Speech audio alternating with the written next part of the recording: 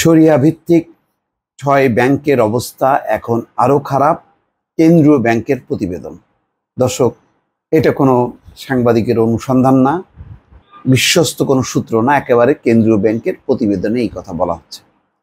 দুঃখজনক হচ্ছে এই যে এর মধ্যে সবচেয়ে খারাপ অবস্থা হচ্ছে ইসলামী ব্যাংকের। এবং শরিয়া ভিত্তিক যেই ব্যাংকগুলোর কথা বলা হচ্ছে, এই ব্যাংকগুলো কাদের মালিকানায় আপনারা জানেন? একটা গ্রুপের মালিকানায়।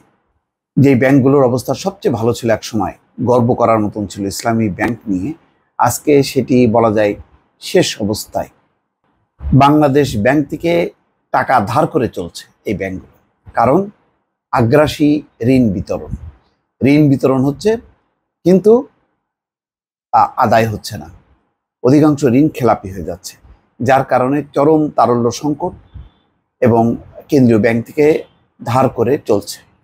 গ্রাহকের যে আমানতের টাকা, সেই আমানতের টাকা দিয়ে তারা ঋণ বিতরণ করছে ব্যাপকভাবে, যার কারণে আজকে এই পরিস্থিতি।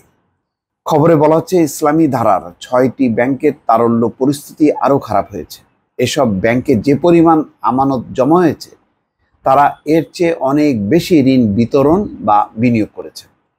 ফলে কেন্দ্রীয় ব্যাংকের সঙ্গে থাকা এসব ব্যাংকের চলতি হিসাবে ঘাটতি আরও বড় আকার ধারণ করেছে।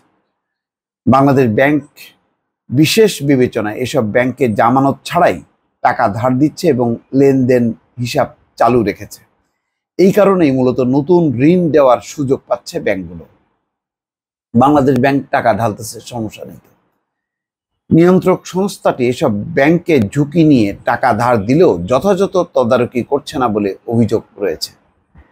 এজন্য সংকটও কাটছে না। ইসলামী ধারার ব্যাংকগুলো নিয়ে বাংলাদেশ ব্যাংকের সদ্য প্রকাশিত প্রতিবেদন পর্যালোচনা ও সংশ্লিষ্ট ব্যাংকগুলোর সঙ্গে কথা বলে এমন তথ্য পাওয়া গেছে। দেশে বর্তমানে ইসলামী ধারার ব্যাংক রয়েছে 10টি, এর মধ্যে সমস্যায় রয়েছে 6টি। সেগুলো হলো ইসলামী ব্যাংক বাংলাদেশ, ফার্স্ট সিকিউরিটি ইসলামী ব্যাংক, সোশ্যাল ইসলামী ব্যাংক, ইউনিয়ন ব্যাংক, গ্লোবাল ইসলামী bank, ICB Islamic bank. Bangladesh ব্যাংকের প্রতিবেদন অনুযায়ী ইসলামী ধারার 10 ব্যাংকে গত বছরের ডিসেম্বরের শেষে আমানত ছিল 4,03,850 কোটি টাকা, যা গত মার্চে কমে হয়েছে 3,99,549 কোটি টাকা। অর্থাৎ 3 মাসে তাদের আমানত কমেছে 4,301 কোটি টাকা। অন্যদিকে তখন এসব ব্যাংকের ঋণ বিতরণ বেড়েছে 10,752 কোটি টাকা।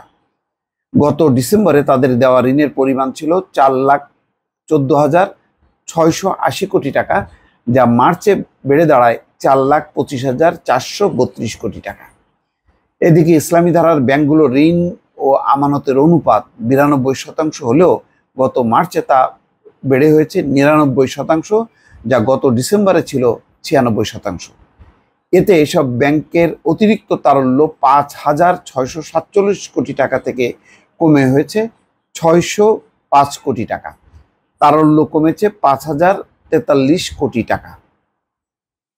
আর্থিক অবস্থা ভালো দেখাতে 2023 সালের শেষ কর্মদিবসে তারল্য সংকটে পড়া শরিয়া ভিত্তিক 5 ইসলামী ব্যাংক সহ মোট 7টি ব্যাংকে প্রায় 22,000 কোটি টাকার বিশেষ ধার দেয় বাংলাদেশ ব্যাংক।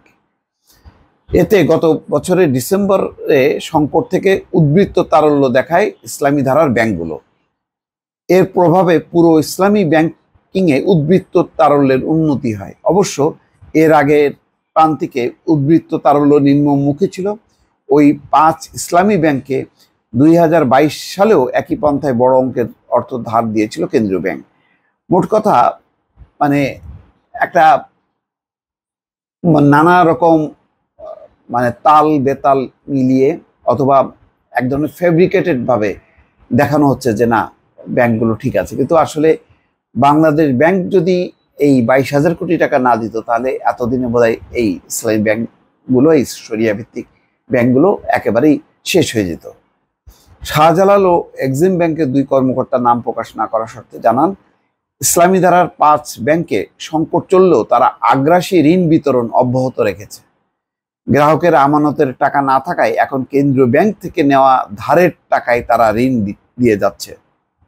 এতে ইসলামী ধারার সব ব্যাংকের ভাবমূর্তি খারাপ হচ্ছে একই রকম বক্তব্য দেন আল আরাফা ও স্ট্যান্ডার্ড ব্যাংকের 2 কর্মকর্তা। দর্শক, এই হচ্ছে পরিস্থিতি। এইভাবে মানে কেন, কি কারণে, কার স্বার্থে এইভাবে ব্যাংকগুলোকে জিয়ে রাখা হয়েছে, দর্শক নিশ্চয়ই অনুমান করতে পারেন। আমার এখানে আর কিছু বলার নেই। দর্শক, ভালো থাকবেন। আল্লাহ হাফেজ।